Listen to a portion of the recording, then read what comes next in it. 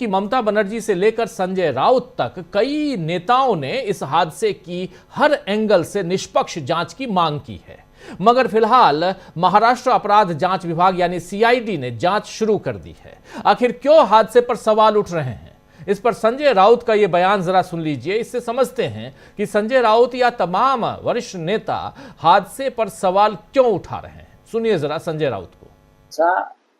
एक कद्दावर नेता, महाराष्ट्र के डिप्टी सीएम, लोकप्रिय नेता, कल इस प्रकार से विमान हादसे में उनका देहांत हो गया, उनका निधन हो गया। महाराष्ट्र नहीं, पूरा देश सदमे में। कैसा हो गया, उसमें क्या टेक्निकल गड़बड़ी थी, ये सामने आना चाहिए। अगर फ्लाइट में टेक्निकल गड़बड़ी है, रडार सिस्टम में गड़बड़ है, और क्या है, एयरपोर्ट पर है, इस बारे में देश के सामने, जनता के सामने सिर्फ श्रद्धांजलि हम देंगे, प्रधानमंत्री श्रद्धांजलि देंगे, गृह मंत्री श्रद्धांजलि देंगे, राष्ट्रपति श्रद्धांजलि देंगे, मुख्यमंत्री श्रद्धांजलि देंगे, उससे क्या होगा? एक्सीडेंट अगर हो गया है और तांत्रिक कारणों से हो गया है, तो वो कारणों का पता लगाना पड़ेगा हम सबको। तो सुन रहे थे आप यहां संजय राउत को। आपको बता दूं कि शरद पवार ने बुधवार शाम ही एक बयान दिया था, जिस दिन इस प्लेन क्रैश में डेथ होती है अजीत पवार का, उसी शाम को शरद पवार ने एक बयान दिया था कि इसे हादसा माना जाए, इसमें राजनीति न देखी जाए। लेकिन शिवसेना सांसद अरविंद सावंत ने इस बारे में क्या कहा है, जरा उनको भी सुनिए। इंसान इतना बड़ा नेता, उसकी मृत्यु हुई है और जिस ढंग से उसका एक्सीडेंट हुआ, कुछ भी हो, गलती है नहीं है, साजिश है नहीं है, वो बिना जांच आप उसके ऊपर अपना मत प्रदर्शन करना ठीक नहीं लगता। तो पहले जांच होनी चाहिए, जांच तो मैं भी मांग करता हूँ, जांच होनी चाहिए। महाराष्ट्र के मुख्यमंत्री फडणवीस ने कहा है कि ये बेहद दुर्भाग्यपूर्ण है। वरिष्ठ नेता शरद पवार ने स्वयं स्पष्ट कहा है कि ये सही है ना। आदरणीय शरद पवार साहब ने कल ही कहा इसमें राजनीति नहीं है। राजनीति नहीं है वो अलग बात है, एक्सीडेंट हुआ है कि नहीं उसकी भी जांच नहीं करनी है क्या? उसकी भी जांच नहीं करनी है क्या? वो भी तो पूछो ना उनसे। उन्होंने राजनीति नहीं कहा, जांच करने के लिए मना किया क्या उन्होंने? आदरणीय शरद पवार साहब ने जांच के लिए मना नहीं किया, उसको राजनीतिक रंग नहीं लगाना, वही उनका कहना है। राजनीति नहीं हो सकती, और क्या है? तो राजनीति नहीं हो सकती, अच्छी बात है, शरद पवार कह रहे हैं ये इसमें राजनीति, लेकिन जांच करने से क्या मना किया, ये पूछ रहे हैं। लेकिन सवाल ये भी उठता है कि कैसे शरद पवार ने पहले ही कह दिया कि यह हादसा है, इसके पीछे राजनीति मत कीजिए। जाहिर है दूसरी तरफ अगर देखा जाए कि अजित पवार की मौत के बाद साजिश का शक गहराता जा रहा है, क्योंकि पिछले 3-4 सालों में बीजेपी ने किस तरह महाराष्ट्र में अपनी सत्ता और दबदबा कायम किया है, ये सबने देखा है।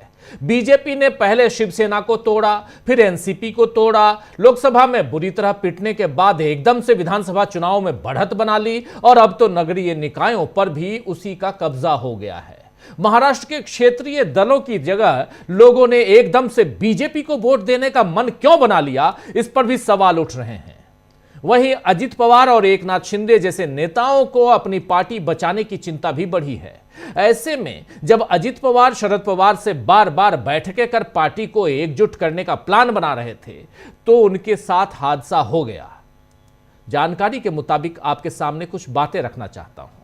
बीते दिनों एनसीपी के एकीकरण को लेकर कुल 16 बैठकें हुई थी, यानी एनसीपी, दोनों एनसीपी शरद पवार गुट और एनसीपी अजित पवार गुट, दोनों के मर्जर को लेकर, एकीकरण मतलब मर्जर को लेकर कुल 16 बैठकें हुई थीं। इन बैठकों में अजित पवार, प्रफुल्ल पटेल, सुनील तटकरे, जयंत पाटिल, सुप्रिया सुले और अमोल कोल्हे शामिल होते थे। मंगलवार को इसी मर्जर यानी एकीकरण के सिलसिले में आखिरी बैठक हुई थी, जिसमें दोनों एनसीपी गुटों को एक साथ लाने का पर अंतिम सहमति बनी थी। लेकिन बुधवार ही सुबह अजित पवार की मौत हो गई। बताया जा रहा है कि अंतिम बैठक में, जो लास्ट बैठक हुई मंगलवार को, उसके बाद अजित पवार ने सीधे शरद पवार से मुलाकात की थी और पूरी प्रक्रिया की जानकारी दी थी, जिसमें शरद पवार ने एनसीपी के एकीकरण को स्पष्ट मंजूरी दे दी थी। अजित पवार की तैयारी थी कि जिला परिषद चुनाव परिणाम के अगले ही दिन एकीकरण यानी मर्जर की घोषणा की जाए। इसी रणनीति के तहत उम्मीदवारों को तुरारी यानी तुरही के बजाय जो अभी तुरही जो इनका माफी चाहूँगा तुतारी जो मराठी शब्द है और तुरही हिंदी शब्द है और काफ़ी प्रचलित है तुरही शब्द, और इसके बजाय घड़ी चिन्ह पर चुनाव लड़ने को कहा गया। जुन्नर, शिरूर और खेड़ में घड़ी चिन्ह पर हुआ आक्रामक प्रचार इसका स्पष्ट संकेत था। ये यहां पर जो जानकारी है उसके हिसाब से आपको बता रहा हूं, और सूत्र ये भी बताते हैं कि पूरा फैसला कानूनी सलाह लेकर किया गया था। एनसीपी एक होने वाली थी, इसकी जानकारी प्रधानमंत्री नरेंद्र मोदी को, गृह मंत्री अमित शाह को और मुख्यमंत्री देवेंद्र फडणवीस को भी थी। दरअसल अजित पवार चाहते थे कि महायुति में रहते हुए भी शाहू, फुले और अंबेडकर विचारधारा को वो बनाए रखे, लेकिन क्या बीजेपी इससे असहज थी? ये सवाल उठ रहे हैं।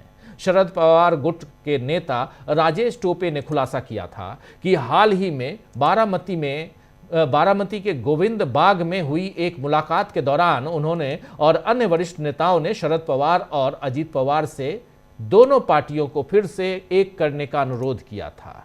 उन्होंने बताया था कि अजित पवार भी इस विचार को लेकर सकारात्मक नजर आ रहे थे।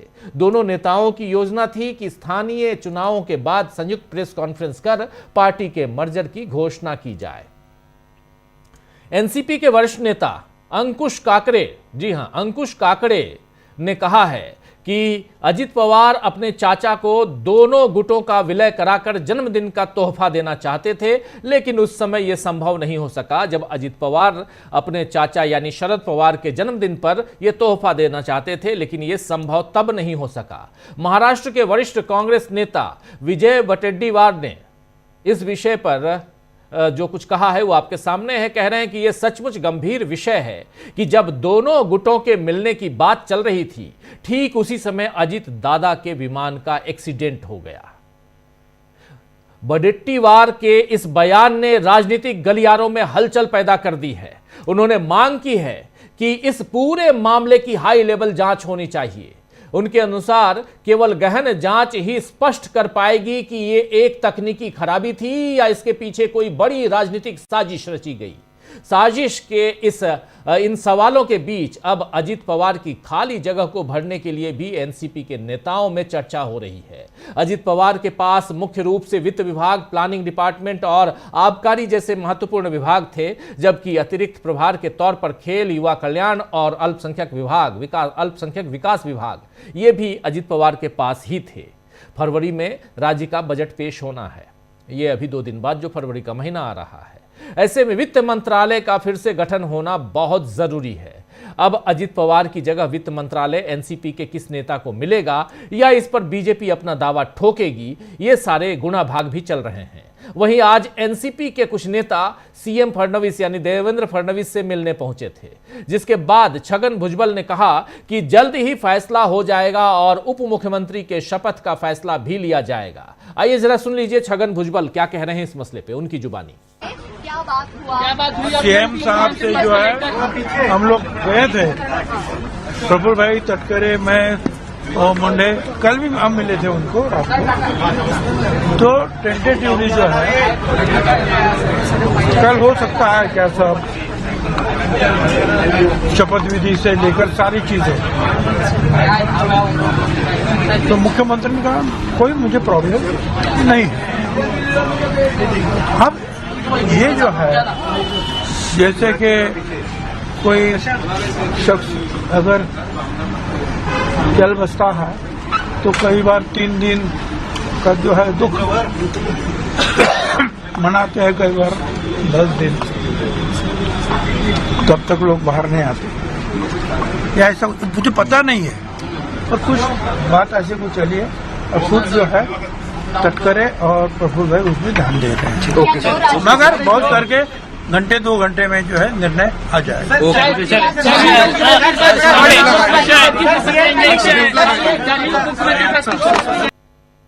तो सुन रहे थे आप छगन भुजबल। देखिए, प्रफुल्ल पटेल, छगन भुजबल क्या ये नहीं चाहेंगे कि इनको वित्त विभाग मिले या उप मुख्यमंत्री का पद मिले? लेकिन इन सब के बीच अजित पवार की जगह उनकी पत्नी और राज्यसभा सांसद सुनेत्रा पवार को उप मुख्यमंत्री बनाने की मांग भी एनसीपी में उठ रही है। एनसीपी के विधायक नरहरि जिरवाल का कहना है कि सुनेत्रा ताई को ही लीडरशिप संभालनी चाहिए, उन्हें डिप्टी सीएम बनकर अजित पवार की विरासत को आगे बढ़ाना चाहिए। और इसके अलावा यह भी कहा जा रहा है कि सुनेत्रा ताई यानी सुनेत्रा पवार को एनसीपी अजित पवार गुट को भी संभालना चाहिए, उसकी भी उस पार्टी के अध्यक्ष पद पर भी उनको विराजमान होना चाहिए।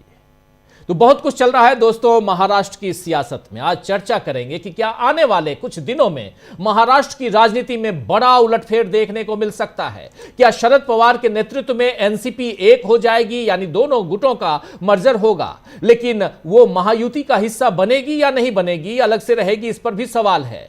बीजेपी इन परिस्थितियों में क्या रणनीति अपनाती है ये भी देखेंगे। इन सबके बीच आज एकमात्र अखबार इंडियन एक्सप्रेस में इसी को लेकर खबर छपी और इसके बाद से और बवाल मचा हुआ। शुरुआत में कुछ बातें अपने सूत्रों के हिसाब से हम रख चुके हैं यहां पर, लेकिन इंडियन एक्सप्रेस थोड़ा 2 कदम आगे बढ़ते हुए यह भी लिख रहा था कि शरद पवार और अजित पवार के बीच जो मर्जर की बात थी उसमें यह था कि महायुति छोड़ेंगे नहीं, महायुति में रहेंगे और शरद पवार गुट से भी महायुति में शामिल होने के बाद मंत्रिमंडल में भी शामिल होने का वहां लक्ष्य था। क्या यह सब कुछ होने वाला था? अगर विश्वस्त सूत्रों की माने तो कई लोग कहते हैं कि ऐसा कुछ नहीं था, कई लोग कहते हैं ऐसा था। बहुत कुछ है, क्या था क्या नहीं है, क्या होगा, इन सब के बीच साजिश या हादसा, इन सब पे भी चर्चा चल रही है। तो महाराष्ट्र की सियासत में क्या है बड़ा उलटफेर, क्या आने वाले समय में हम बहुत कुछ देखेंगे सियासी उलटफेर को महाराष्ट्र में खासकर? आइए इस पे चर्चा करते हैं। हमारे साथ कुछ वरिष्ठ साथी जुड़े हुए हैं। देखिए 4 वरिष्ठ साथी हमारे साथ जुड़े हुए हैं। सुनील शुक्ला जी हैं, प्रशांत टंडन जी हैं, शकील अख्तर जी हैं, अमलेंदु उपाध्याय जी हैं। आप सभी का स्वागत इस्तकबाल है। स्वागत इस्तकबाल आप तमाम दोस्त साथी शुभचिंतक आप सबका जो अब तक जुड़ चुके हैं, उनका भी, जो जुड़ने वाले हैं उनका भी। अमलेंदु जी का नाम ठीक कर लीजिए और बाकी नाम ठीक है। सुनील जी हो गए हैं। खैर, लेकिन सबसे पहले प्रशांत जी आपके पास आना चाहता हूं। प्रशांत जी, महाराष्ट्र की सियासत और कल से तो चर्चा चल रही थी, लेकिन आज सुबह से मर्जर वाली बात, एकीकरण दोनों पार्टियों के, दोनों गुटों के, बात यहां एकीकरण की तो खूब चल रही थी। इसमें कोई नया नहीं है, ये आप भी कहेंगे, हम भी, और हमारे तमाम साथी जो इस कार्यक्रम को देख रहे हैं सब जानते हैं कि इसमें नया कुछ भी नहीं है। दोनों पार्टियों का विलय होगा, आज नहीं तो कल। यह दिख रहा था जिस प्रकार अजित पवार थोड़े खिन्न नजर आते थे इधर बीजेपी से खासकर, लेकिन दूसरी तरफ ये होने की बात कही जा रही है। इसकी घोषणा 8 तारीख को, क्योंकि उससे पहले जिला परिषद के चुनाव संपन्न हो जाते, 5 फरवरी को चुनाव होना था और ये सब कुछ यहां तक सही है। इसके आगे शरद पवार के रोल, उनकी पार्टी सुप्रिया सुले का रोल, इंडिया गठबंधन में यहां क्या उससे अलग होते, महाविकास अघाड़ी से अलग होते, ये सारे सवाल आते हैं। और जब ये सारे सवाल आते हैं तो बहुत सारे सवाल पैदा हो जाते हैं। आखिर ऐसा क्यों? सबसे बड़ा सवाल है। प्रशांत जी, देखिए, उसमें सबसे चौंकाने वाली जो बात है वो ये है कि 8 फरवरी को इस विलय की घोषणा होने वाली थी। ये बड़ा अजीब संयोग है कि एक्सीडेंट हो गया और अजित पवार जो उसके प्रिंसिपल आर्किटेक्ट थे, जो ही पहल वही कर रहे थे इस मर्जर की, और वो अब इस दुनिया में नहीं है। तो बहुत कुछ इसमें अभी पर्दे के पीछे है जिसकी सच्चाई सामने आनी चाहिए। दूसरी बात देखिए, आगे वो महाविकास अघाड़ी में होते या महायुति में रहते या सरकार में होते या सरकार के बाहर होते, ये सब वही जानते थे। अजित पवार और शरद पवार, उनके बीच में बातें हो रही थी और अभी इसी महीने 3 बैठकें हो चुकी थी, आपने बताया। अभी 16 टोटल, लेकिन इस महीने 3, अभी तक 16 बैठकें। 16 जयंत पाटिल के घर में एक बैठक हुई है, उसके बाद अगली बैठक शरद पवार के घर में हुई और हादसे के एक दिन पहले भी बैठक हुई। तो ये सब चीजें बड़ी चौंकाने वाली हैं और इसकी जांच होनी चाहिए। ब्लैक बॉक्स रिकवर हो गया है। एटीसी वहाँ पे छोटा एयरपोर्ट था, एटीसी नहीं होता वहाँ पे, इंस्ट्रक्टर ही जो होता है या पायलट को अवेलेबल होता है वो एटीसी का काम संभालता है, पायलट को गाइड करने का। तो उसकी जांच होनी चाहिए कि कौन था। ये टेबल टॉप एयरपोर्ट है और उसमें जरा भी चूक होती है तो वो जहाज जो है वो टकरा जाता है जमीन से, जो इस हादसे में हुआ भी। अब सवाल ये है कि इसको इस ढंग से भी देखना चाहिए कि शरद पवार ही वो व्यक्ति हैं जिन्होंने महाविकास अघाड़ी बनाई। उसकी पहल शरद पवार के ही इनिशिएटिव से हुई, यानी उद्धव ठाकरे और कांग्रेस को एक प्लेटफॉर्म पे लाने वाले शरद पवार ही थे। जी, जब उद्धव ठाकरे मुख्यमंत्री बनते हैं तो ये पूरा जो अलायंस था महाराष्ट्र की पॉलिटिक्स में, महाविकास अघाड़ी नाम का, ये शरद पवार उसके मेन आर्किटेक्ट वो थे और उनकी पहल पे ही हुआ था। और शरद पवार की पॉलिटिक्स को हम दशकों से जानते हैं कि वो उनके बारे में अफवाहें बहुत उड़ती रहती हैं, लेकिन वो बीजेपी के साथ कभी गए नहीं। उनकी राजनीति वो नहीं है।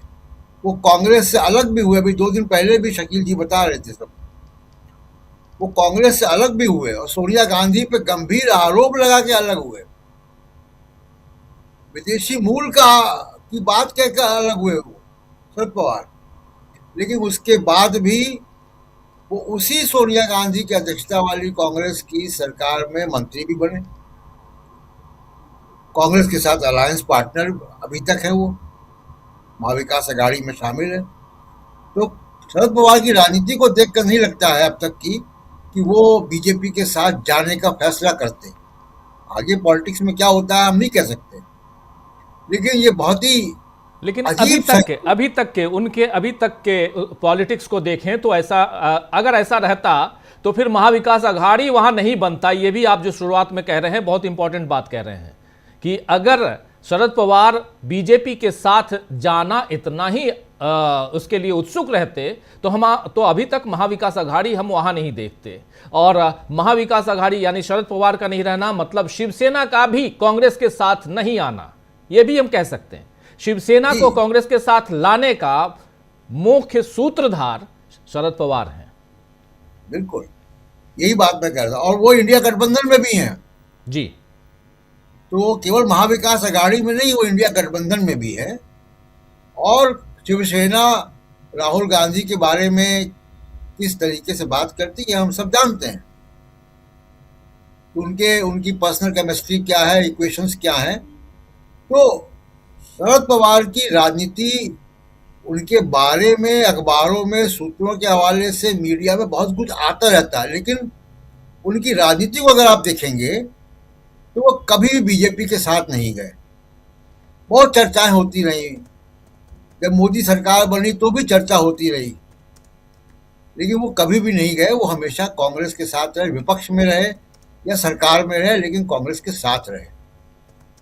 जब उन्होंने एनसीपी भी बनाई अलग होके तो वो सत्ता में नहीं थे, वो विपक्ष में थे और उसके बाद कांग्रेस के साथ अलायंस किया था।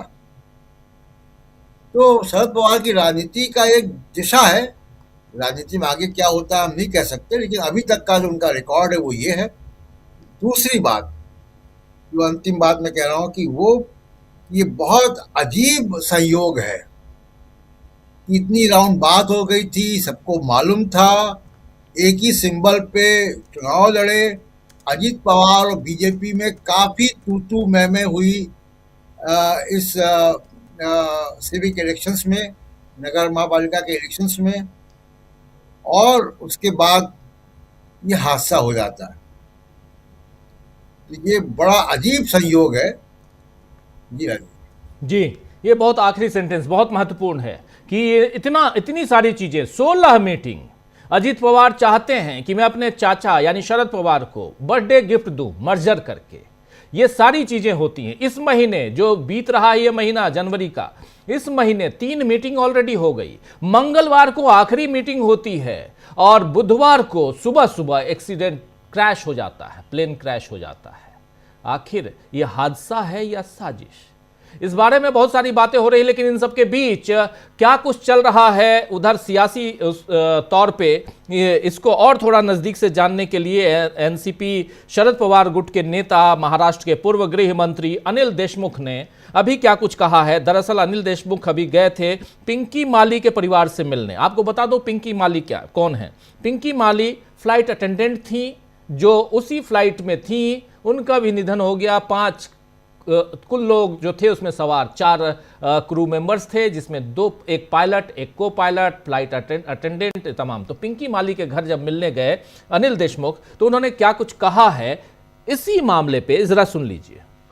ऐसा है कि दोनों पार्टी इकट्ठा आना चाहिए, ये माननीय अजीत दादा पवार की ये दिली इच्छा थी। उसके लिए उन्होंने काफी जयंत पाटिल साहब और हमारे सबसे काफी बार मीटिंग भी हुई, उनकी भी पार्टी में उसकी चर्चा हुई है। करके अजीत दादा चाहते थे कि जल्द से जल्द दोनों पार्टी इकट्ठा आना चाहिए, और वो हिसाब से निर्णय हो चुका था। सिर्फ कब इसको डिक्लेयर करना है ये सिर्फ बाकी था। पहले यह तय हुआ था कि महानगर पालिका के चुनाव के बाद में 20 जनवरी तक इसका डिक्लेरेशन करके दोनों पार्टी इकट्ठा आएंगी, लेकिन एक जिला परिषद के चुनाव लगने से थोड़ा ये फैसला आगे गया, और अभी 10 फरवरी को अंदाजा होना था, लेकिन एकाएक दुर्घटना हुई। अब इसके लिए ऐसा है कि पूरा माननीय शरद पवार साहब, सुनीत्रा भाभी, पार्थ पवार, जय पवार, बाकी पूरा उनके अजीत दादा के भाई बहनें सब लोग इकट्ठा बैठेंगे, इकट्ठा बैठ के निर्णय लेंगे। लेकिन अभी उसके बारे में डिप्टी सीएम को, मंत्री को इसके बारे में चर्चा करना ठीक है, लेकिन उसमें जो निर्णय समझ आता है कि सुनीत्रा बहनी को अब डिप्टी सीएम बनाना चाहिए, तो खुशी की बात है। आपने कहा कि तारीख डिसाइड नहीं थी, कब डिक्लेयर करेंगे वो डिसाइड नहीं थी, लेकिन चेहरा अगर माने तो चेहरा लगभग डिसाइडेड था कि इन्हीं को पद देंगे, क्योंकि कई चेहरे भी आ रहे सामने की। नहीं, किसकी बात कर रहे हो? भले उप मुख्यमंत्री पद हो या विलीन करने को पद हो। अगर ऐसा है कि अजीत दादा रहते तो अभी 10 फरवरी तक इसका निर्णय होना था, दोनों पार्टी के विलीनीकरण कि दोनों पार्टी इकट्ठा आने का, और उसके हिसाब से सब मीटिंगें चल रही थी। एक पद वित्तीय खाता जो है वो दादा के पास था। दूसरी तरफ हमने देखा कि जो अलायंस है, महायुति की अलायंस है, उसमें युवाओं को जो है प्रायोरिटी दी जा रही है। तो ऐसे में कहीं ना कहीं जो उनके बेटे हैं उन्हें भी वित्तीय खाता ऐसा है। सुनील जी, आपके पास आना चाहता हूं। अभी अनिल देशमुख पूर्व गृह मंत्री, वित्त मंत्री वहां के महाराष्ट्र के, और इसके अलावा अनिल देशमुख शरद पवार गुट के नेता हैं। ये कह रहे हैं और ये तारीख बता रहे हैं कि 20 तारीख को ही, पहले 20 जनवरी को ही घोषणा होनी थी म्युनिसिपल कॉर्पोरेशन के चुनाव के बाद, उसके बाद फिर 10 फरवरी के आसपास इसकी घोषणा होनी थी। क्या कुछ हो रहा है इधर, क्या होगा? सुनेत्रा भाभी जो हैं उनको उप मुख्यमंत्री पद मिलना चाहिए, सारी बातें कह रहे हैं। इधर छगन भुजबल को आप स्क्रीन पे देख रहे हैं। बहुत तेजी से सियासी गतिविधियां वहां चेंज होते हुए हम लोग आने वाले समय में देखेंगे, लेकिन आज जो कुछ हो रहा है इसमें भी बहुत कुछ परिवर्तन दिखाई दे रहा है। कैसे देखते हैं आप सुनील जी? और सबसे बड़ी चीज यहां पे सुनील जी कि ये दोनों गुट एक हो जाता अगर, तो इसका क्या फर्क पड़ता वहां की राजनीति पे? क्या, जैसे अभी प्रशांत टंडन जी कह रहे थे कि अभी तक शरद पवार की राजनीति में, उनकी सियासत में यह देखा गया है कि वो बीजेपी के साथ नहीं गए हैं। क्या इस बार वो बीजेपी के साथ जा भी सकते थे या कुछ और हो सकता था? क्योंकि अभी चूंकि अजीत पवार नहीं हैं, तो कुछ चीजें जो हैं यहां स्पेकुलेशन ही सही, लेकिन विश्लेषण में उसकी जरूरत भी है, इसलिए मैं कह रहा हूं। सुनील जी, आखिर शरद पवार बीजेपी के साथ क्यों जाते, और अगर वो बीजेपी के साथ जाते तो क्या वो अपनी उस राजनीतिक ताकत को बनाए रखते जिसके लिए वो जाने जाते हैं? अगर उनको महाराष्ट्र की राजनीति में सिग्निफिकेंट बने रहना है, अपनी जो उनका जनाधार रहा उसको बचाए रखना है, तो क्या वह बीजेपी में जाकर के यह काम कर सकते हैं? मुझे तो नहीं लगता। वह कोई भी क्षेत्रीय दल जो अपनी राजनीतिक ताकत अपने राज्य में बनाए रखने का प्रयास करता रहा है, उसने बीजेपी से अपने आप को अलग कर लिया। उसका सबसे बड़ा उदाहरण है ममता बनर्जी। 2015 में वह बीजेपी से अलग हो गए, एनडीए से अलग हो गए, जबकि आप याद कीजिए वह एनडीए की सरकार में रही। 2 बार पश्चिम बंगाल में वो बीजेपी के साथ चुनाव लड़ी, लेकिन जब उनको ये लगने लगा कि बीजेपी के साथ बने रहने पे उनका अपना जनाधार खिसक सकता है, तो उससे अलग हो गई, बाकायदे अलग हो गई और आज एकदम आमने सामने खड़ी हैं। अगर आपकी राजनीतिक ताकत नहीं है तो क्या आपको बीजेपी वही सम्मान देगी, वही जगह देगी जो उस समय देती है जब आपके पास राजनीतिक ताकत रहती है? आपके सामने सबका उदाहरण है। आप अकाली दल को देख लीजिए, आप आरएलडी को देख लीजिए, हरियाणा में बीजेपी ने कैसा व्यवहार किया इनके साथ। ये महाराष्ट्र गोमतक पार्टी को आप देख लीजिए। इस सबका ही एहसास शरद पवार को या अजित पवार को रहा है। क्यों उनके साथ रहेंगे? ठीक है, आज सत्ता में बने रहने के लिए अजित पवार चले गए और अजित पवार तो पिछले कई मंत्रिमंडलों में रहे, उससे भी आगे। लेकिन अब सवाल ये होने लगा था कि क्या पवार परिवार की वह ताकत बनाए रखी जाए, जो उनकी राजनीति, उनका जो जनाधार है उसको बनाए रखा जाए, और यह बनाए रखने में दोनों गुट अलग अलग रह करके यह हासिल कर सकते हैं। तो यह एहसास था लोगों को, यह संभव नहीं है और यह दिखाई पड़ा। मतलब इसको आकलन करने की आपने लिखा कि जानकार सूत्रों के अनुसार जब आप अजित पवार सीधे सीधे बीजेपी हमलावर हो गए, बीजेपी के नेताओं का नाम लेकर के उन्होंने भ्रष्टाचार के आरोप लगाए, अपने उम्मीदवारों को घड़ी चुनाव चिन्ह पर लड़ने के लिए प्रेरित किया, तो इसमें जानकार सूत्र क्या होते हैं? साफ साफ हो गया कि वह दोनों समूह एक साथ मिलने के लिए तैयार था और अजित दादा पवार बीजेपी के साथ बहुत अपने आप को कंफर्टेबल महसूस नहीं कर रहे थे। और ये सही है कि अगर ये तो तथ्य है ना कि अगर अजित पवार लंबे समय तक बीजेपी के साथ बने रहते तो उनकी ताकत कोई बढ़ती नहीं और जो पवार परिवार की राजनीतिक सियासत है वो कमजोर होती। लगातार इस बात के संकेत मिल रहे थे। ये सभी नेताओं ने कहा कि क्या इससे मैंने कितने बैठकें हुई और दोनों नेता आपस में मेल मिलाप के लिए तैयार थे। शरद पवार अजित पवार की कितने बार मुलाकात हुई, दोनों लोगों के परिवार के स्तर पर कितनी बात हुई। आप अजित पवार के मां का संभवतः बयान आया कि दोनों लोगों को एक साथ हो जाना चाहिए और यह आवश्यक है इनकी अपनी राजनीतिक ताकत के लिए। तो यह तो तथ्य है कि ये दोनों आपस में मिलना चाहते थे और आपस में एकीकरण का फैसला लगभग हो चुका था। और यह केवल मैं मानता हूं कि यह एकीकरण का फैसला इस आधार पर इसलिए भी था कि वह अपनी राजनीतिक हैसियत को, अपनी राजनीतिक जनाधार को बचाए रखने का प्रयास कर रहे थे, अन्यथा संभव नहीं हो पाता।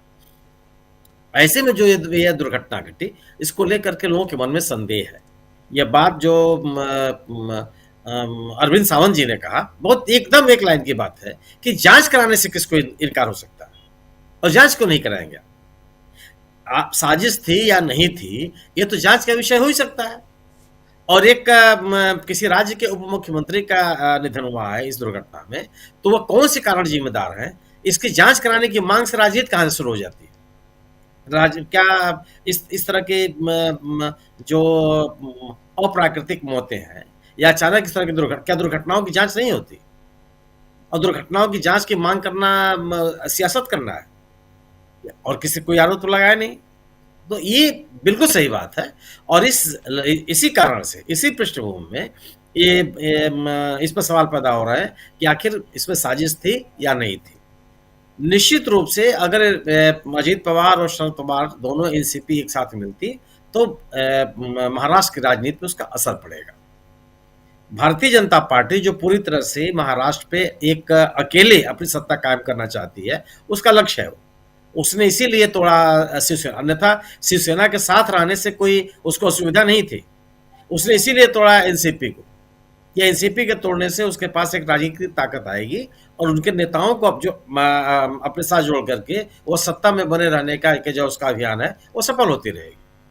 तो अब जब दोनों गुट एक साथ मिलते, शरद पवार चूंकि एक कद्दावर नेता है, उनका जनाधार है, वह जनाधार धीरे धीरे उन्होंने कंसोलिडेट कर रखा था। तो वह जब बीजेपी के विस्तार का, बीजेपी को अपने पूरे राज्य में अपनी पकड़ मजबूत करने का जो एक सपना रहा है, उस पर असर पड़ता। और मेरा अपना मानना है कि अभी मान ली दुर्भाग्य है कि अजित दादा पवार नहीं है, लेकिन आने वाले दिनों में भी अगर दोनों एनसीपी एक साथ मिल जाती है तो इसका असर पड़ेगा।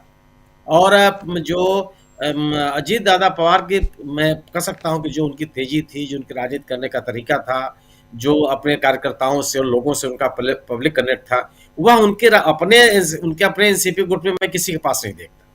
लेकिन सुनेत्रा पवार निश्चित रूप से एक स्वीकृत नेता हो सकती है, उनका कार्यकर्ता उनके पीछे खड़ा हो सकता है। वह सुनील तटकरे या छगन भुजबल या पाटिल साहब और पटेल साहब के साथ खड़े हो जाए, ये सब मुझे लगता नहीं है। वो सुनेत्रा पवार में ही वह स्थिति है, वह सुनेत्रा पवार के पीछे खड़ा होगा और ये दोनों मिलकर के फिर एक साथ होंगे ही होंगे।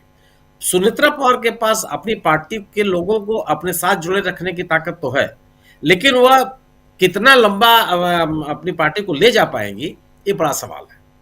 क्योंकि उस तरह की राजनीतिक परिपक्वता उनके पास नहीं रही, क्योंकि राजनीति कभी सक्रिय नहीं रही। वो सामान्य, वो तो केवल पिछला चुनाव अगर छोड़ दीजिए तो कभी इस तरह की जानकारी नहीं आई कि वो एनसीपी की, जब एनसीपी दोनों एक हुआ करते थे तभी उनकी कुछ सक्रियता रही।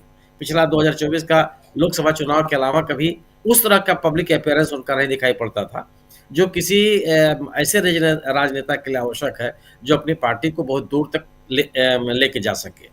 पार्थ पवार के बारे में हम सभी आप जानते हैं कि जब पिछला चुनाव हार गए तो उसके बाद उन्होंने अपने आप को सक्रिय राजनीति से अलग कर लिया और राजनीतिक गतिविधियों में रह भी नहीं गए थे। आज तो सुनेत्रा पवार के पीछे खड़े होकर के सुनेत्रा पवार के नेतृत्व में अगर आप एनसीपी का नेतृत्व हासिल लेती हैं तो वह अपने समूह को बचाए रख पाएंगे, लेकिन भारतीय जनता पार्टी के हाथों वो पूरा बचाए रख पाएंगी, इसमें संदेह है मुझे। भारतीय जनता पार्टी इतनी ताकत उनके पास एनसीपी अजय दादा पवार के पास नहीं रहने देगी कि वह अपनी राजनीतिक विरासत को लंबे समय तक बचाए रख सके जी। इसलिए भी आवश्यक है कि वह आपस में मिलेंगे लोग, और यह मिलना भारतीय जनता पार्टी के लिए महाराष्ट्र की राजनीति में एक बड़ी चुनौती होगी। निश्चित रूप से शरद पवार, अब तक जो प्रशांत जी ने बात कही, शरद पवार जी कभी बीजेपी के साथ मिलकर चुनाव नहीं लड़े, इतनी लंबी उनका राजनीतिक जीवन रहा। एक बार संभवतः उन्होंने बीजेपी की सरकार का समर्थन किया था बाहर से, लेकिन कभी मिल करके चुनाव नहीं लड़े, कभी किसी राजनीतिक गतिविधियों में शामिल नहीं हुए वो, और कभी वो बीजेपी के जो अपनी विचारधारा रही है उसको बढ़ाते हुए नहीं दिखाई पड़े। और इसकी वजह भी है कि जो अल्पसंख्यक समुदाय बहुत बड़ा समर्थक है उनका, अगर आप बारामती में, पुणे में, सतारा जिलों में जाएं तो आपको दिखाई पड़ेगा कि अल्पसंख्यक समुदाय बड़े व्यापक पैमाने पर शरद पवार का समर्थक है। तो वह समर्थन बना रहे, इसीलिए अगर आप देखिए तो अजीत पवार साथ रहते हुए भी उन्होंने अल्पसंख्यकों के साथ खड़े होने का अपना रास्ता छोड़ा नहीं। आप पिछले चुनाव में आप देखिए कि नवाब मलिक का संभवतः टिकट का मामला था, जिसपे एनडीए से अलग होकर के उन्होंने उनको मैदान में उतारा, उनके साथ खड़े भी नजर आए। तो शरद पवार की एक बड़ी ताकत है, वो किसान और अल्पसंख्यक खास तौर से, और मराठा राजनीति के वो एक बहुत बड़ा चेहरा है। अभी उतना बड़ा चेहरा किसी के पास नहीं है। तो वह अपने जनाधार को भारतीय जनता पार्टी के साथ जाकर के क्यों छोड़ देंगे, वह भारतीय जनता पार्टी की पिछड़ों पार्टी क्यों बनेगी, यह बड़ा सवाल है। और जबकि उनके पास पोटेंशियल है, उनका कार्यकर्ता भी इस बात के लिए तैयार है। तो मेरा अपना मानना है कि दोनों समूह, दोनों गुट मिलेंगे और एक अपने दल का जो राजनीतिक आधार है, जनाधार है, उसको बनाए रखने का प्रयास करेंगे। वही उनकी ताकत है। इससे अलग होकर के अपने राजनीतिक ताकत को कमजोर करके मुझे नहीं लगता कि पवार परिवार केवल बीजेपी का पिछलग्गू बन करके अपने अस्तित्व बना रह सकता है। जी जी जी, बिल्कुल बिल्कुल आप सही कह रहे हैं। महाराष्ट्र की सियासत में क्या उलटफेर होने जा रहा है, इसकी चर्चा हम कर रहे हैं। इस बीच खबर यह आ रही है कि कल सुनेत्रा पवार हो सकता है उप मुख्यमंत्री पद की शपथ ले लें। अभी चर्चा ये सूत्रों के हवाले से मैं ये खबर हम लोग दे रहे हैं, लेकिन एनसीपी की बैठक चल रही है इस वक्त। एनसीपी अजित पवार गुट की बैठक चल रही है और वहां पर एनसीपी अपना अध्यक्ष पद देने जा रही है। ये कहा जा रहा है कि सुनेत्रा पवार को, और कल सुनेत्रा पवार कैबिनेट में शामिल हो जाएं और अजित पवार के पास जो पोर्टफोलियो था वो पोर्टफोलियो उनको दे दिया जाए, ऐसी खबर आ रही है। इधर धनंजय जी हमारे साथी जुड़ गए हैं सीधे मुंबई से। धनंजय जी, आपका स्वागत है इस कार्यक्रम में। जल्दी से आना चाहता हूं पहले शकील जी आपके पास, फिर धनंजय जी आपके पास आऊंगा। शकील जी, महाराष्ट्र की सियासत को बहुत नजदीक से आपने देखा है, समझ रहे हैं आप, जरा यहां यह बताइए कि अगर दोनों का मर्जर, दोनों गुटों का मर्जर हो जाता, तो क्या आपकी भी राय वही है जो प्रशांत टंडन जी की और सुनील शुक्ला जी की है कि शरद पवार महायुति में शामिल नहीं होते? और ये मर्जर जो था इसीलिए था कि यहां से बाहर किसी तरह निकाला जाए अजित पवार को, अजित पवार गुट को, ये माना जाए। क्योंकि देखिए, खबरें इस ढंग से बनाई गई हैं, चटकारे लेकर बताई गई हैं कि ये महायुति में चले जाते। लेकिन दूसरी तरफ जरा गौर फरमाइए, आप तमाम साथी जो सुन रहे हैं, इस कार्यक्रम को देख रहे हैं, आप भी गौर फरमाइए कि अजित पवार आखिर मर्जर क्यों करना चाहते थे? अजित पवार और शरद पवार ने मिलकर चुनाव क्यों लड़ा? और महाराष्ट्र की सियासत, हमारे साथी जब धनंजय जी बताएंगे, अपनी बात करेंगे तो और भी रखेंगे बातें वहां पे। महाराष्ट्र की सियासत में आज की तारीख में सबसे ज्यादा वहां के जो रीजनल पार्टियां हैं, जिसमें 4 पार्टियां हैं, एनसीपी दोनों गुट और शिवसेना दोनों गुट, उसके अलावा मनसे और कुछ और पार्टियां, क्या इन लोगों को बीजेपी से डर नहीं है? जो बीजेपी किसी तरह सीढ़ियों के सहारे, इन्हीं सीढ़ियों के सहारे वहां तक पहुंची। जो बीजेपी, शुरुआत में कह चुका हूं, जो बीजेपी लोकसभा चुनाव में वहां बुरी तरह पटखनी खाती है, विधानसभा चुनाव में बिल्कुल सब बीजेपी के पक्ष में हो जाते हैं। 132 सीटें आती हैं, 132 सीटें। और उसके बाद अभी निकाय चुनावों का हाल आपने देख लिया, यानी गांव गांव, गली गली तक बीजेपी पहुंच गई। आखिर कैसे पहुंची? इसकी चिंता क्या शरद पवार गुट को नहीं है? इसकी चिंता क्या अजित पवार गुट को नहीं थी? इसकी चिंता क्या उद्धव गुट को नहीं है? और इसकी चिंता क्या शिंदे गुट को नहीं है, या मनसे यानी राज ठाकरे को नहीं है? और इसलिए यहां सवाल उठता है कि क्या इतनी चिंता के बाद भी शरद पवार, अजित पवार मिलकर महायुति में शामिल होते? शकील जी। राजीव जी, इस समय की जो सबसे बड़ी बात है वो ये कि जांच होना चाहिए। अभी आपने जितनी बाइट सुनवाई, जितने नेताओं की बाइट सुनवाई, सबकी एक ही मांग थी, चाहे एक्सीडेंट हो, चाहे साजिश हो, चाहे कुछ भी हो, जांच क्यों नहीं? अभी तक किसी बड़ी जांच की घोषणा नहीं हुई है। ममता बनर्जी ने बड़े साफ शब्दों में कहा था सुप्रीम कोर्ट की निगरानी में होना चाहिए। यही बात राज ठाकरे ने कही थी, उन्होंने साजिश का शक व्यक्त किया था। मल्लिकार्जुन खड़गे कांग्रेस के अध्यक्ष ने भी यही बात कही थी, और वहां के स्थानीय नेता जो है महाराष्ट्र के, वो सब भी इस मांग को कर रहे हैं।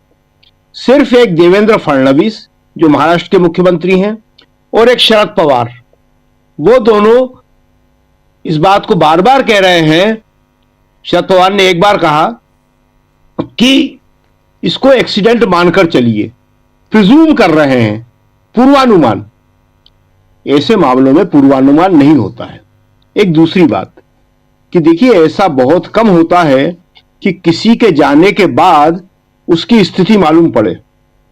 अजीत पवार कितने बड़े नेता थे, उनकी क्या हैसियत थी, ये उनकी मृत्यु के पहले, इस एक्सीडेंट या हादसे के पहले शायद देश में और महाराष्ट्र में भी इस तरह से लोग नहीं समझते थे। मगर अजीत पवार वास्तव में जमीनी नेता थे, अपने नेताओं और कार्यकर्ताओं में उनका बहुत सम्मान था, ये अब जाके मालूम पड़ रहा है। हर नेता जो है वो बहुत ही दुखी स्वर में बोल रहा है।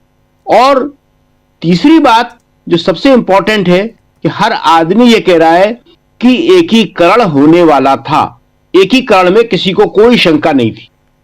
ये 3 बातें बहुत महत्वपूर्ण हैं।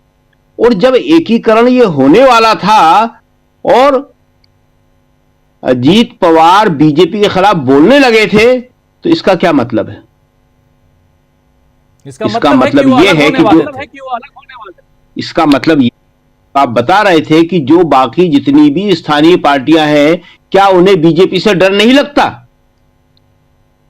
जी हां, बीजेपी से डर एक अलग शब्द है, लेकिन सबको खतरा लगता है। क्योंकि बीजेपी ने आज तक जो किया है, अभी सुनील जी बता रहे थे, महाराष्ट्र से लेके और बिहार, पंजाब से लेके और बिहार तक, और वहां तेलंगाना में, हर जगह, यहां उड़ीसा में जिसके साथ भी उन्होंने समझौता किया, यहां अभी उत्तर प्रदेश में जयंत चौधरी की पार्टी के साथ, जयंत चौधरी की पार्टी के वो बात शायद लोगों तक बहुत बात पहुंच नहीं पाई कि अभी 26 जनवरी पे जयंत चौधरी के लोकदल का पश्चिमी उत्तर प्रदेश में बड़ा दबदबा हुआ करता था, लेकिन 26 जनवरी के प्रोग्रामों में उनके लोगों को घुसने नहीं दिया गया। उन्होंने बड़ा विरोध किया इस बात का। तो हर जगह जहां पे भी जो बीजेपी से मिला है, या हरियाणा में, उसको बीजेपी खा गई, उसका बीजेपी ने अस्तित्व खत्म कर दिया। और खुद अजीत पवार ने, जिनके नाम के साथ आज बड़े सम्मान के साथ दादा लगाया जा रहा है, अजीत दादा पवार ने इस स्थानीय निकायों के चुनावों में देख लिया कि उनकी पार्टी क्या हालत हुई। उनकी पार्टी कमजोर हुई। बीजेपी ने उनका स्पेस लेने की पूरी कोशिश करी, वहां एकनाथ शिंदे का स्पेस लेने की पूरी कोशिश करी। तो इस संकट को अजीत पवार समझ रहे थे। देखिए, हमने जो बात कही कि ऐसा कम होता है कि किसी के जाने के बाद उसकी यह हैसियत मालूम पड़े कि वो वाकई बहुत बड़ा नेता था जी। आमतौर पे लोग अपने जीते जी अपने आप को स्थापित कर देते हैं, कुछ जरूरत से ज्यादा कर देते हैं, ओवर उनकी वैल्यू दिखाई जाने लगती है। लेकिन यह बात सही है कि अजीत पवार इतने बड़े नेता के रूप में देश में कभी नहीं पहचाने गए जितने अब उनको माना जा रहा है। तो अजीत पवार के सामने तो भविष्य था बहुत बड़ा, और वो खुद कह चुके थे कि मैं मुख्यमंत्री नहीं बन पाया। 6 बार उप मुख्यमंत्री बनना अपने आप में एक रिकॉर्ड है, कोई नहीं बना। हमेशा हर बार 90s में आउट हो जाना कोई बैट्समैन पसंद नहीं करता है। 90 तो बना लेते थे वो, उसके बाद अंपायर उन्हें आउट दे देता था, किस कारण से हो जाते थे। तो उनकी यह ख्वाहिश थी, महत्वाकांक्षा थी, और वो इसी दिशा में अब काम कर रहे थे। और उसके लिए उनका जरूरी था कि वो अपने चाचा शरद पवार के साथ मिलकर काम करें, और जो बाकी पार्टियां हैं, शिवसेना है, कांग्रेस है, या गैर भाजपा पार्टियां हैं, उनके साथ जाके वो अपनी एक जगह बनाए। तो इस मामले में कोई शक नहीं है कि अगर अजीत पवार जिंदा रहते, एकीकरण होता, तो महाराष्ट्र की सियासत कुछ और होती। लेकिन अब जैसा कि आप बता रहे हैं, और वैसे भी खबरें आ रही हैं कि कल उनकी पत्नी को शपथ दिलाई जा सकती है। ये जो विजुअल देख रहे हैं शकील जी, ये जो विजुअल देख रहे हैं, ये वही एनसीपी मुख्यालय वहां पे, यानी अजीत पवार गुट, वहां पे बैठक चल रही है। उनकी पत्नी भी हैं, सुनेत्रा पवार भी हैं, और यहाँ 2 बातों पे बैठक चल रही है। एक तो सुनेत्रा पवार को पार्टी की कमान सौंपी जाए, और दूसरा सुनेत्रा पवार को मनाया जाए कि वो कैबिनेट में शामिल हों। अजीत पवार को के पास जो पोर्टफोलियो था वो पोर्टफोलियो मिले। उसके लिए आज प्रफुल्ल पटेल, छगन भुजबल, तमाम नेता जाके मिल के सीएम से ये दरख्वास्त देकर आए हैं, मतलब उनसे बातचीत करके ये आ चुके हैं, जिनकी बाइट्स ऑलरेडी हैं और हमने सुनाई भी शुरुआत में। इसलिए ये, और हम लोगों को इंतज़ार है कि इसके बाद जो प्रेस कॉन्फ्रेंस होगी, अगर इस चर्चा के दौरान प्रेस कॉन्फ्रेंस होती है, कुछ घोषणा होती है, तो वो हम आप तक ज़रूर पहुँचाएंगे। और इसलिए, और ये इस बीच ये खबर आ रही है कि सुनेत्रा पवार ने अपनी पार्टी के प्रस्तावों को स्वीकार कर लिया है। ये खबर आ रही है शकील जी, कि ये खबर आ रही है कि सुनेत्रा पवार ने इन दोनों पार्टी के जो 2 प्रमुख रूप से प्रस्ताव हैं, पहला कि पार्टी की कमान संभालें। दोस्तों, आप लोगों को बता दूं, सुनेत्रा पवार अजीत पवार की पत्नी हैं, राज्यसभा में सांसद हैं, चुनाव लड़ी थी, हार गई थी लोकसभा का चुनाव, उसके बाद राज्यसभा आई, और सुप्रिया सुले के सामने लड़ी थी, याद होगा शकील जी, लोकसभा का चुनाव, लेकिन सुप्रिया सुले वहाँ जीती थी। तो ये पूरा का पूरा यहाँ पे एक पिक्चर जो है वो सामने आ रहा है। प्रस्ताव को उन्होंने स्वीकार कर लिया है, ये खबर हमारी आ रही है। शकील जी, अपनी बात पूरी कीजिए। तो आप जो बता रहे थे सुनेत्रा पवार का, बहुत लो प्रोफाइल नेता हैं वो, राज्यसभा में हैं, ज्यादा किसी से मिलती जुलती नहीं है, खुद अपने सांसदों से या महाराष्ट्र के सांसदों से भी कोई बहुत ज्यादा मेलजोल उनका देखा नहीं जाता। उनके मुकाबले में सुप्रिया सुले जो है, शरद पवार की बेटी, वो बहुत आउटस्पोकन है, खूब मिलती हैं, बात करती हैं, जब हाउस के अंदर भी बैठी रहती हैं तो लगातार एक्टिव रहती हैं वो। जबकि सुनेत्रा पवार कहां बैठी हुई है तो ये देखना पड़ता है, या महाराष्ट्र के जो पत्रकार हैं उनसे पूछना पड़ता है कि कहां हैं। तो ये दोनों में एक बड़ा फर्क है। अब उन्होंने स्वीकार कर लिया है, पार्टी का दबाव होगा उनके ऊपर, पार्टी चाहती है, करना पड़ता है, कैसे संभालती है, क्या संभालती है, ये सब देखना होगा। दोनों जो पद है दोनों बहुत ही महत्वपूर्ण है। पार्टी चीफ का पार्टी को एक रखना बड़ा मुश्किल काम है ये, खासतौर से बीजेपी के सामने। वैसे कोई स्थिति होती तो कोई मुश्किल नहीं था। बहुत सारी पार्टियां हैं जिन्होंने बीजेपी को समर्थन दिया वाजपेयी के टाइम में, लेकिन उनकी पार्टियां टूटी नहीं। दूसरा, इसमें माफी चाहूंगा, इसमें एक चीज और जोड़ दूं। आप जो कह रहे हैं आपकी बात को आगे बढ़ाते हुए, इतना ही नहीं, उस जो मर्जर की कहानी है उसको भी आगे बढ़ाने की जिम्मेदारी इनके ऊपर आएगी। पार्टी मर्जर की जिम्मेदारी यानी एकीकरण की जिम्मेदारी बात है, वो तो सबसे बड़ी बात है। और उप मुख्यमंत्री के रूप में उन्हें कितना सफल होने दिया जाएगा ये सरकार में बैठे दूसरे लोग तय करेंगे। बहुत बड़ी समस्या होती है सरकार में, आप किसी को भी असफल कर सकते हैं, अधिकारियों से मिलके कई और तरीके होते हैं, तो ये सारी बहुत बड़ी जिम्मेदारियां। तो इस मामले में शरद पवार किस तरह संभालते हैं आगे बढ़ के, ये देखना बहुत दिलचस्प होगा। क्योंकि देखिए, शरद पवार की जो राजनीति है आज तक की, शरद पवार चाहेंगे खासतौर से अजीत पवार के न रहने के बाद कि उसी नाम के साथ, दबदबे के साथ वो अपनी राजनीतिक सफर को पूरा करें। हर नेता चाहता है। अभी तक उनके ऊपर ये आरोप नहीं लगा है, ये इल्जाम नहीं लगा है कि उन्होंने बीजेपी के साथ गए हैं या कोई इस तरह की राजनीति करने की कोशिश की है। तो अपने लास्ट राउंड में वो, अपनी राजनीति के अंतिम दौर में वो क्या करेंगे क्या नहीं करेंगे, ये देखिए बड़ा मुश्किल सवाल है। लेकिन ये बात सही है इसमें कि शरद पवार ने राजनीति के कुछ अपने जो रूल हैं, कुछ अपने उसूल हैं, उनको कायम रखा है हमेशा।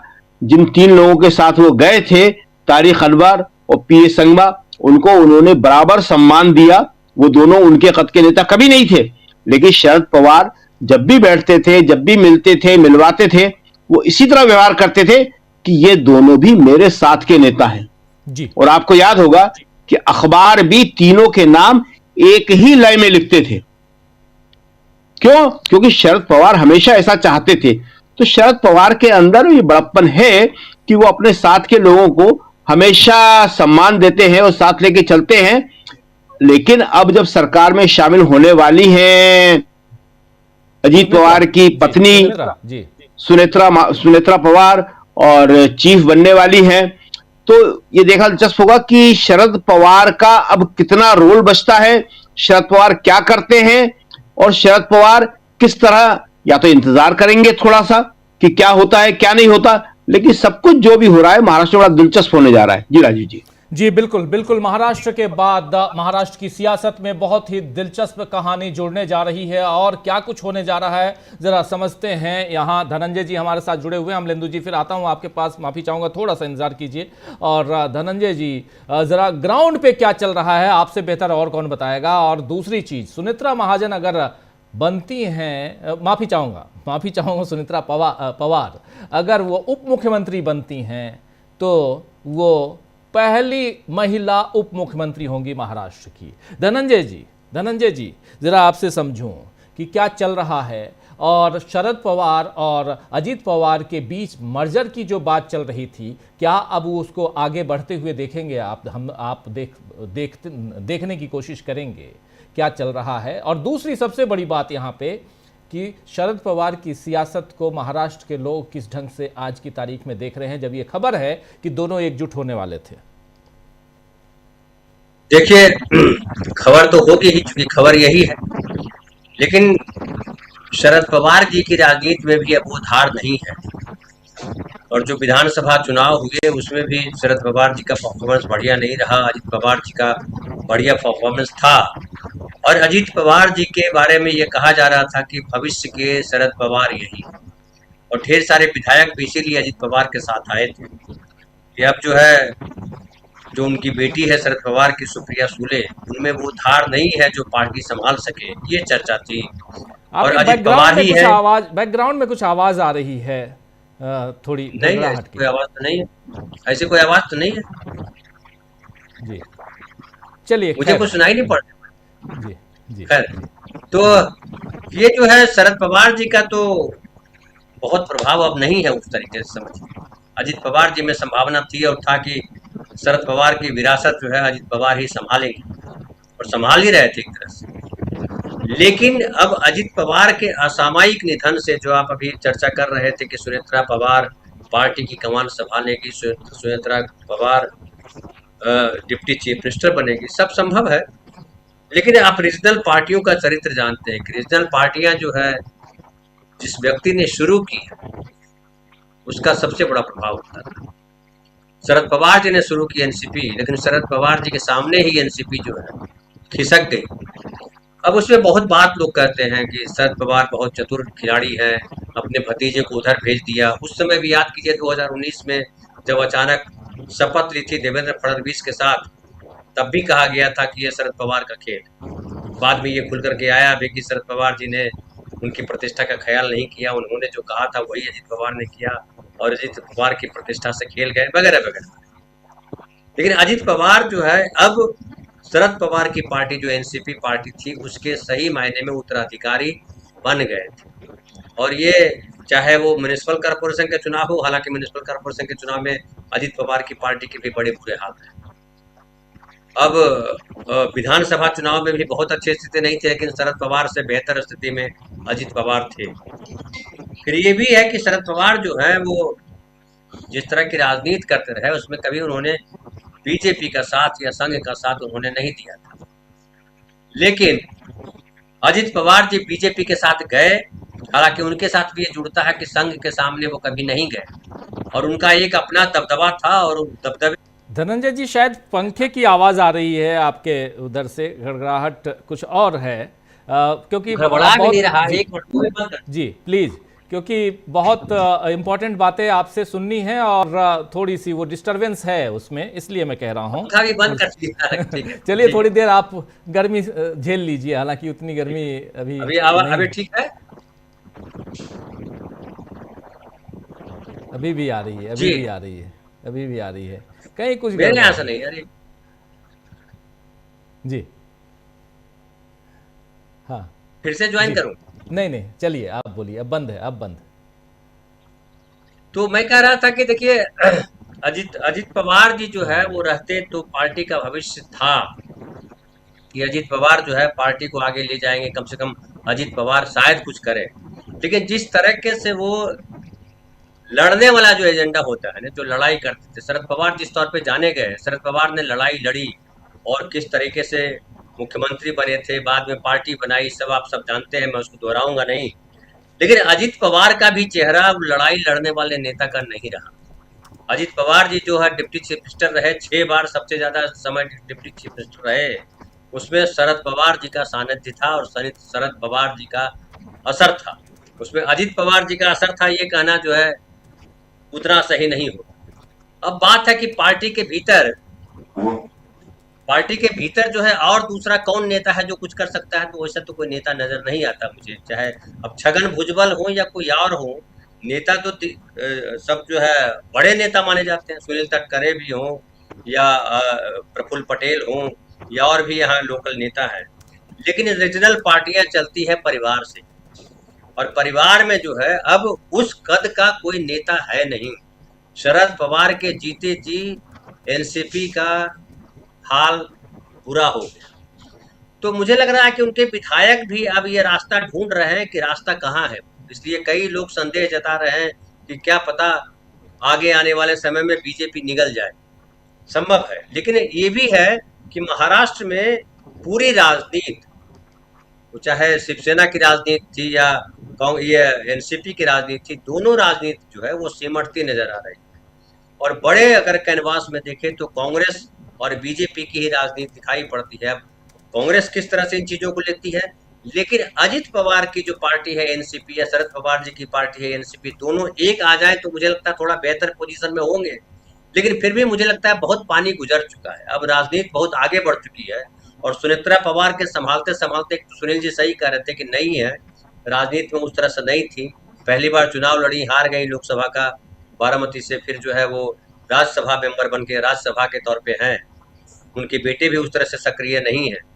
तो मुझे लगता है कि एनसीपी के लिए अजित पवार का जाना बहुत दुखद है और बुरी घड़ी है, बुरा समय है एनसीपी के लिए। बताना आसान काम नहीं है कि एनसीपी कैसे सरवाइव करेगी। अभी जब तक सरकार में है तब तो ठीक है, deputy chief minister Sunetra Pawar बने या क्या, कोई भी बन जाए, बेटे को बना दे, लेकिन पार्टी का भविष्य जो है, जो पार्टी के तेवर में होना चाहिए, नेता के तेवर में होना चाहिए, वो नहीं है।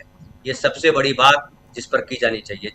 जी बिल्कुल, एक बहुत बड़ी बात आप कह रहे हैं। और सबसे बड़ी बात यहाँ ये जो आप नहीं कह रहे हैं, आपकी बात को ही आगे बढ़ाता हूं, आप जरूर कहते, समय की कमी भी रहती है, कि अजीत पवार का कद क्या था, और खासकर महाराष्ट्र के साथ साथ उनकी पार्टी के अंदर, वो अब समझ में आ रहा है। और उस वैक्यूम को क्या सुनेत्रा पवार क्या उसको भर पाएंगी? वो जो वैक्यूम है उसको भर पाएंगी, वो इस कमी को क्या वो दूर कर पाएंगी? एक सबसे बड़ी चुनौती है। सही कह रहे हैं आप धनंजय जी। और जो एक एनर्जी चाहिए एक नेता में, वो एनर्जी उनमें थी, यानी अजीत पवार में थी, लेकिन क्या उस एनर्जी के साथ अपने कार्यकर्ताओं को एकजुट रख पाएंगी सुनेत्रा पवार? ये बड़ा सवाल है। और इन सवालों के बीच एक सवाल ये भी कि जो मर्जर की कहानी चल रही थी, क्या उसको ये आगे बढ़ाना चाहेंगी? क्योंकि वो कहानी अगर आगे बढ़ती है तो ये तय मानिए कि ये पार्टी महायुति से बाहर जाएगी। शायद मेरी बातों से आप लोग सहमत होंगे। आना चाहता हूं अमलेंदु जी आपके पास, यहीं से जरा इस बात को उठाइए। अखबारों में और खासकर इंडियन एक्सप्रेस ने लिखा है कि ये मिलकर और महायुति में शरद पवार जाने वाले थे।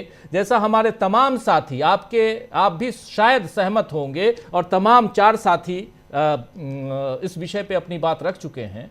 और शरद पवार और अजीत पवार के मर्जर के बाद, मर्जर का मतलब ही था कि अजीत पवार यहां से रेस्क्यू चाहते थे, यानी यहां से बाहर निकलना चाहते थे।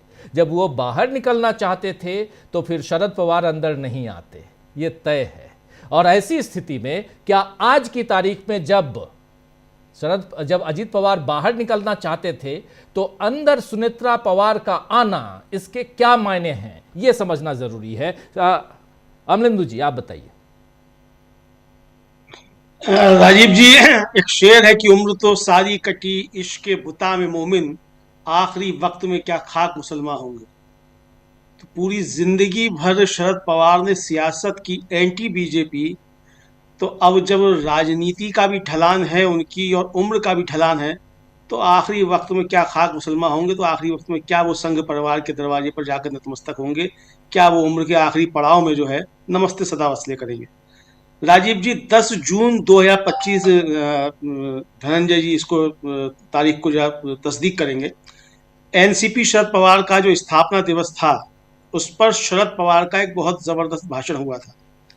और शरद पवार ने कहा था कि जिन लोगों ने सिद्धांतों तो समझौता कर लिया, वो दगा देकर चले गए, और हम सिद्धांतों पर टिके रहेंगे। हमारा कार्यकर्ता जो सिद्धांतों पर टिका हुआ है, वो सिद्धांतों पर टिका रहेगा, तो सत्ता भी लौट कर आएगी।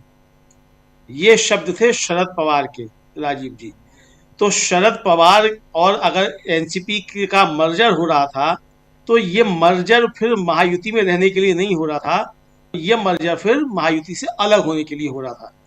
ये बात राजीव जी दोनों धड़े के लोग कह रहे हैं कि दोनों धड़ों में बातचीत हो चुकी थी, और फाइनल जो था वो होना था कि मर्जर होगा। लेकिन राजीव जी, इस बीच जो लोग मिलने के लिए आज गए हैं देवेंद्र फडणवीस से, और जो बाहर निकल कर आ रहे हैं, उनके ऊपर काफी ज्यादा नजरें टिकाए रखने की आवश्यकता है। और मैं इसलिए कह रहा हूं कि प्रफुल्ल पटेल साहब और छगन भुजबल साहब दोनों जो हैं वो ईडी के मेहमान हैं। और छगन भुजबल साहब जो थे वो अजीत पवार के रहते हुए एक तरीके से बगावती मूड में आ गए थे, और देवेंद्र फडणवीस से जाकर मिले थे। और चर्चा ये है कि बिना अजीत पवार की सहमति के उनको मंत्रिमंडल में ले लिया गया था। इस तरीके की चर्चाएं हैं। वही छगन भुजबल साहब जो है आज सबसे पहले आकर बाहर बात कर रहे हैं। वही छगन भुजबल साहब का, राजीव जी, जिस दिन ये घटना हुई उसी दिन उनका बयान आया कि भाई कोई साधारण व्यक्ति की भी मृत्यु होती है तो अफसोस होता है, वो तो फिर भी एक पार्टी के मुखिया थे। ये छगन भुजबल साहब का बयान था। तो राजीव जी, सुनेत्रा पवार को अगर बनाने की कि वो डिप्टी चीफ मिनिस्टर बन जाएं और पार्टी का भी सब कुछ ले लेगा, इतनी जल्दबाजी है और इतना किया जा रहा है, तो राजीव जी ये बेसबब तो नहीं है, इसके पीछे बहुत सारा खेल है। तो क्या अजीत पवार के जाने के बाद ये एनसीपी फिर टूटेगी? राजीव जी, इस पर भी अब सवाल बनेंगे। भले ही सुनेत्रा पवार पार्टी को संभाल लें, Sunetra Pawar deputy chief minister बन जाएं, और जैसा कि शकील जी ने भी कहा कि भाई बनना बड़ा ठीक है, बन जाएंगी, लेकिन किस तरीके से फेल किया जाता है, बीजेपी वो सब काम करेगी। तो ये सब काम राजीव जी होंगे।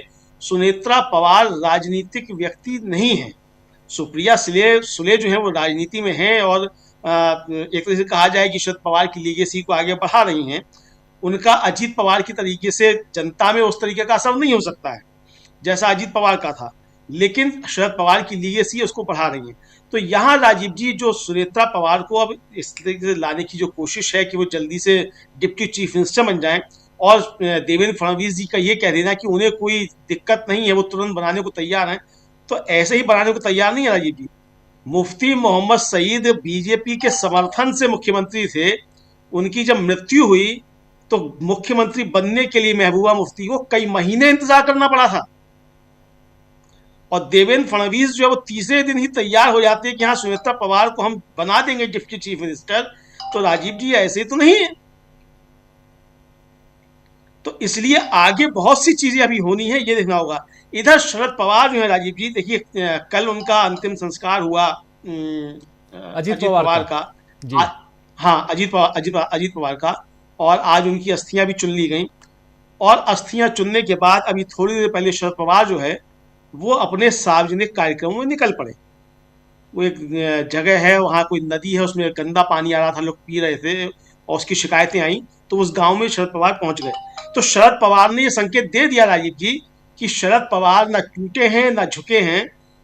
जाहिर सी बात है कि उनका भतीजा जिसको वो लेकर आए, राजनीति में आगे बढ़ाया, पाला पोसा, सब कुछ किया, परिवार टूटा, पार्टी टूटी, उसके बाद फिर एकजुट होने की बातें चल रही थी। और इस बुढ़ापे में राजीव जी ये कम आघात नहीं है व्यक्तिगत तौर पे भी। आप अगर राजनीति से अलग हटकर भी सोचिए तो व्यक्तिगत तौर पे शरद पवार के लिए कम आघात नहीं है। और जब अजीत पवार की मृत्यु के बाद उनका जो वीडियो आया, उस वीडियो में उनकी जो बोल है राजीव जी, वो निकल नहीं रहे मुंह से ठीक तरीके से, यानी वो दुख जो है उनका वो साफ तौर पे समझा जा सकता है।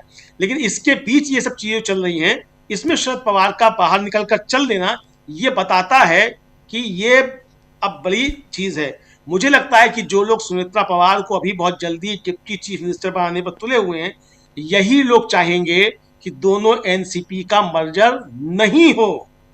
और अगर दोनों एनसीपी का मर्जर होगा तो ये लोग जो आज सुनेत्रा पवार को डिप्टी चीफ मिनिस्टर बनाने के लिए आगे बढ़ रहे हैं, यही अजीत पवार की एनसीपी को तोड़कर महायुति के साथ खड़े हो जाएंगे। मेरी ये आशंकाएं हैं, मैं गलत भी हो सकता हूँ राजीव। जी जी जी, बिल्कुल बिल्कुल आप सही कह रहे हैं कि हो सकता है ऐसा, लेकिन इस बीच खबरें बहुत कुछ आ रही हैं, इंतज़ार कर रहे हैं ज़रा बाहर निकल जाएं। मीटिंग चल रही है, कयासों पे जो बातें चल रही हैं वो हम आप तक पहुंचा चुके हैं। और लेकिन प्रशांत जी, यहाँ पर शरद पवार की सियासत, शुरुआत में आपने अपनी बहुत सारी बातें यहाँ रखी हैं। शरद पवार की सियासत जो है उसमें वो रेस्क्यू करना चाहते होंगे, ज़रूर अपने भतीजे को, अपनी पार्टी को बचाना चाहते होंगे। महाराष्ट्र की सियासत में हम लोगों ने देख लिया कि दो पार्टियां चार भाग में, मतलब दो अलग अलग हो गई, यानी चार पार्टी बन गई, दो की जगह चार। और उसके बाद बीजेपी कहाँ थी, आज कहाँ पहुँच गई। वो अब जिला परिषद का इलेक्शन होना है, वो 5 तारीख को है, उसके बाद परिस्थितियां और सामने क्लियर होंगी। लेकिन क्या यहाँ सचमुच सुनेत्रा महाजन की एंट्री अगर हो जाती है, माफ़ी चाहूँगा, सुनेत्रा पवार महाजन बार बार इसलिए कहता हूँ क्योंकि वहाँ महाजन एक ऑलरेडी हैं, तो सुनेत्रा पवार की एंट्री अगर हो जाती है कैबिनेट में, तो फिर इस सियासत को किधर देखा जाए, और फिर यहां शरद पवार का क्या रोल रह जाता है। देखिए, अगर आप पवार साहब की पॉलिटिक्स को देखेंगे तो मुझे लगता है कि हमारे दौर के सबसे चतुर चालाक पॉलिटिशियन है, और वो दूसरी बार उन्होंने बीजेपी को क्रीज के बाहर खड़े होकर स्टंप किया है। बीजेपी क्रीज के बाहर खड़ी थी, पवार साहब ने स्टंप कर दिया। पहली बार जरा शुरुआत करते 2019 से 23 तारीख को सुबह 5 बजे 6 बजे फडणवीस साहब शपथ ले लेते हैं। उसके बीच में बहुत ड्रामा हुआ, मैं उसको कट शॉर्ट कर रहा हूँ। और शिवसेना और बीजेपी का अलायंस टूट जाता है। उसके बाद मामला सुप्रीम कोर्ट जाता है और अलायंस टूटता है। उसके बाद 26 तारीख को वो इस्तीफा दे देते हैं फडणवीस साहब, और 28 तारीख को पवार साहब के करकमलों से महाविकास अघाड़ी बन जाती है और उद्धव ठाकरे, एनसीपी और कांग्रेस मिल के सरकार बना लेते हैं महाराष्ट्र में। तो बीजेपी को उन्होंने वहां स्टंप आउट कर दिया था। और इस बीच सबसे दिलचस्प बात, अगर आप लोगों को याद होगा, कि इस पूरी अफरा तफरी के बीच में शरद पवार नरेंद्र मोदी से दिल्ली में आके मिल लेते हैं और अटकलों का बाजार गर्म हो जाता है कि क्या होने जा रहा है महाराष्ट्र में। और शरद पवार कहते हैं कि हम महाराष्ट्र के किसानों की बात करने मोदी जी से आए थे। तो किसानों की बात हुई और मुंबई जाके महाविकास अघाड़ी बना दी और 28 तारीख को 28 नवंबर 2019 को शपथ ग्रहण हो गया उद्धव ठाकरे का। अब जरा यहां आइए, अब 2026 में पवार साहब का बयान आता है अजीत पवार की निधन के बाद कि ये साजिश नहीं, हादसा है, इसमें कोई अटकल नहीं लगानी चाहिए। अब याद कीजिए कि किसानों की बात करने वो प्रधानमंत्री नरेंद्र मोदी के पास गए थे। वो इसी तरीके का एक वो बनाते हैं। उसके बाद आप देखिए कि अटकलें थी, बहुत चर्चाएं थी इस बात की कि एनसीपी टूट जाएगी और बीजेपी के साथ मर्ज हो जाएगी और बीजेपी तोड़फोड़ कर लेगी और वो सब ऐसे ही बीजेपी मैनेज कर लेगी। अब एनसीपी को अजीत पवार नहीं रहे। और कल से ये खबरें आना शुरू हो गई कि मर्जर की बात हो चुकी थी, मर्जर फाइनल था, अनाउंस होने वाला था। तो बीजेपी के पास अब कोई विकल्प नहीं है कि वो सुनीता पवार को डिप्टी सीएम बनाए और उनकी पार्टी टूटने से बच जाएगी, ऐसा मुझे लग रहा है। तो पवार साहब ने पर्दे के पीछे से एक बार फिर जो है बीजेपी को क्रीज के बाहर खड़ा देखा और स्टंप कर दिया। अब बीजेपी ऐसी स्थिति में नहीं है कि वो एनसीपी को तोड़फोड़ कर पाए, कोई नेगोशिएट कर पाए कि डिप्टी सीएम कौन बनेगा। और ये पूरा माहौल एक बन गया और कल उनको जो है जैसे खबरें आ रही कि शपथ ग्रहण हो भी जाएगा जी। तो आप ये मान के चलें कि वो मर्जर अनाउंस हो ना हो, ये दोनों पार्टियां एक हैं। पवार साहब उसके सूत्रधार हैं पर्दे के पीछे से। ये राजनीति है और ये हरि कथा अनंता है। जी जी, हरि कथा अनंता, बिल्कुल। तो ये राजनीति, ये सियासत है और सियासत की कहानियां बिल्कुल अनंत हैं।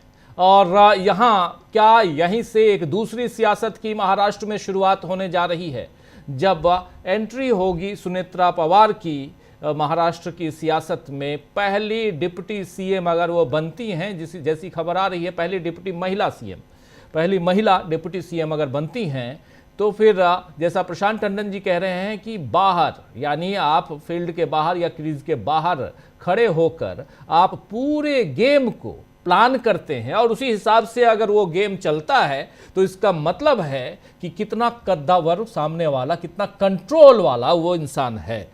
तो यहाँ पर शरद पवार की सियासत क्या है इसको समझने की थोड़ा और ज़रूरत है। लेकिन उससे ज़्यादा उनकी सियासत को तो हम देखते आए हैं, हम आप सब, लेकिन उससे ज़्यादा यहाँ ज़रूरत है कि अगर यहाँ एंट्री होती है और इसके पीछे क्या क्या लॉजिक यहाँ आ सकते हैं, इसकी बात ज़रा करते हैं। शकील जी, आपसे समझना चाहता हूँ, क्या यहाँ पे सुनेत्रा पवार जो हैं वो सिर्फ इसलिए कैबिनेट में आएंगी क्योंकि अपनी पार्टी को बचाना चाहती हैं, या कुछ और कारण हो सकता है?